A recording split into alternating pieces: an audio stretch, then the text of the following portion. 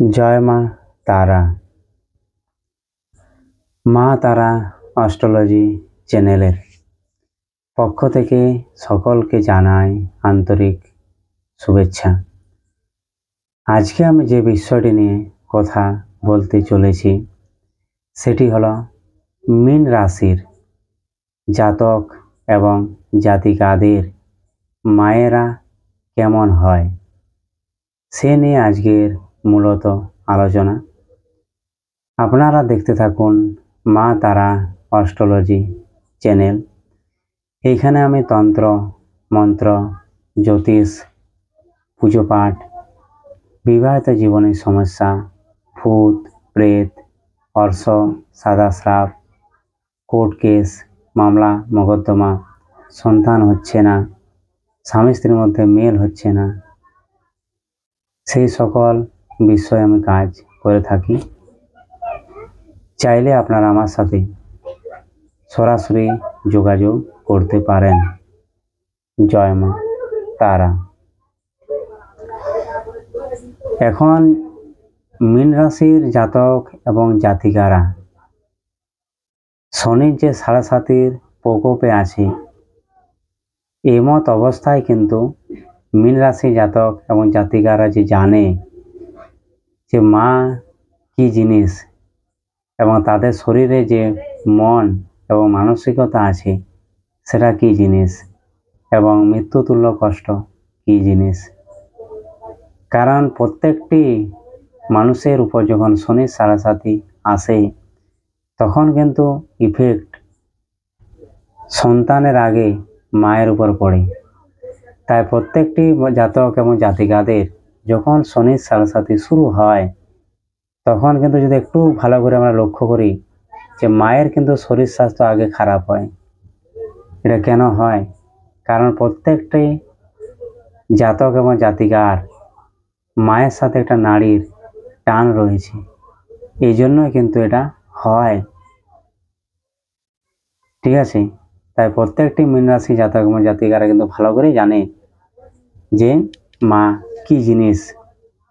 ঠিক আছে, তাই আজকে আমি আলোচনা করব, কতগুলো কথা বলবো আগে যে মা কাকে বলে, মায়ের ডেফিনেশন কি আছে, একজন সন্তানের কাছে মায়ের গুরুত্ব কতটা, আগে সেই কথাটা বলি। ঠিক আছে, মা হলো পৃথিবীর সবচেয়ে দামি কিন্তু একটা আমাদের কাছে গিফট ভগবানের কাছ থেকে,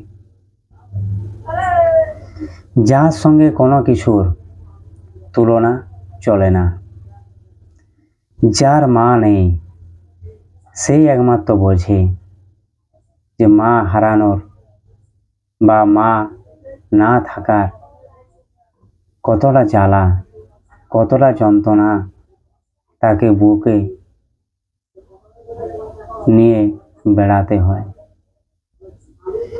মা হলো এমন একজন যিনি অন্য সবার স্থান নিতে পারেন, কিন্তু তার স্থান কেউ এই পৃথিবীতে নিতে পারেন না। একজন বাবা তার সন্তানের জন্য সর্বদা যত্নশীল, কিন্তু একজন মা তার সন্তানের কাছে সর্বদা প্রেমময় ভক্তি স্বরূপ। আমার মা হলো সমগ্র বিশ্বের সর্বশ্রেষ্ঠ মা আমার কাছে। মায়েরা কখনোই অবসর গ্রহণ করে না। তার সন্তানের বয়স যতই বাড়ুক না কেন তার কাছে সারা জীবনে সে মাই থাকে। যে প্রকৃতি ভাগ্যবান ব্যক্তি হয় তার কাছেই সর্বদা মা বসবাস করে। কারণ মা হলো ভগবানের একটি রূপ। কারণ ভগবানকে আমরা কখনোই চোখে দেখিনি, কিন্তু আমার জন্ম হওয়ার পর থেকে যখনই আমি চোখ খুলেছি তখনই কিন্তু প্রথমে আমি আমার মাকে দেখেছি। তাই মাই হলো আমার কাছে ভগবানের একটা রূপ। মায়ের কাছে প্রত্যেকটি সন্তানের মায়ের পায়ের তলে কিন্তু তাদের স্বর্গ। মা হচ্ছেন এমন এক ঔষধ যার স্পর্শে সন্তানের অর্ধেক অসুখ ভালো হয়ে যায়।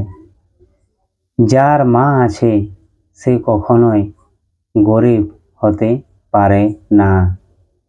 মা হচ্ছে সন্তানের আদর্শ বিদ্যা নিকেতন। পৃথিবীতে তোমার হাজার বন্ধু থাকুক, হাজার বান্ধবী থাকুক, হাজার আত্মীয় স্বজন থাকুক, এরা কিন্তু তোমার কাছে সম্পর্ক রেখেছে এই কারণে স্বার্থের জন্য, কিন্তু মা তোমার সাথে কিন্তু সম্পর্ক রেখেছে বিনা স্বার্থে। মা কে আমরা যতই আঘাত যতই অপমান করি, কিন্তু মা আমাদের প্রতি কিন্তু সবসময় তার করুণা যে আশীর্বাদ আছে সেটা কিন্তু নিক্ষেপ করে। মা কিন্তু হাজার দুঃখ কষ্ট পাওয়ার পরেও সন্তানের জন্য কিন্তু মঙ্গল কামনা করে ঈশ্বরের কাছে। পৃথিবীতে সর্বশ্রেষ্ঠ ঔষধই হলো মায়ের চুম্বন এবং আশীর্বাদ। মা হলো স্নেহের ভাণ্ডার যা কখনোই ফুরিয়ে যায় না। কান্না সেরা জায়গায় হলো সন্তানের মায়ের কোল। মায়ের ভালোবাসা হলো এক জ্বালানি যা একজন সাধারণ মানুষকে অসম্ভব করতে সাহায্য করে। আমরা যখন হয়তো স্কুলে কলেজে পড়তাম, হয়তো যদি মারপিট করতাম, কেউ যদি আমাদেরকে তাড়া করে নিয়ে আসতো, তখন কিন্তু আমরা ছুটে এসে মায়ের কোলে লুকিয়ে যেতাম। হয়তো আমরা যদি কোনো দুষ্টুমি করতাম, বাবা যখন হয়তো আমাদেরকে মারতে আসতো, তখন আমরা ছুটে কিন্তু আমার মায়ের কোলে বা মায়ের পেছনে আমরা লুকিয়ে যেতাম। এইটা হচ্ছে মা। মীন রাশির জাতক এবং জাতিকাদের মায়েরা কিন্তু খুব ধার্মিক হয়, খুব আধ্যাত্মিক হয়। এ সন্তানকে শেখায় ঈশ্বর কি জিনিস, ভক্তি ভাব, প্রেম ভাব সবসময় কিন্তু তাদের শেখায়। আদর্শ একজন মা হয় মীন রাশির জাতক এবং জাতিকারা। এমন মা যে তার মধ্যে কিন্তু সমস্ত রকমের গুণ থাকে পর্যাপ্ত পরিমাণে। মীন রাশির জাতক এবং জাতিকাদের মা যারা হয়, অবশ্যই কিন্তু আমার কমেন্ট বক্সে জানাবেন যে আমি যে কথাটা বললাম কতটা মিল রয়েছে আমার সাথে এবং আপনাদের সাথে। এই বলে এখানে ভিডিওর শেষ করছি। জয় মা তারা।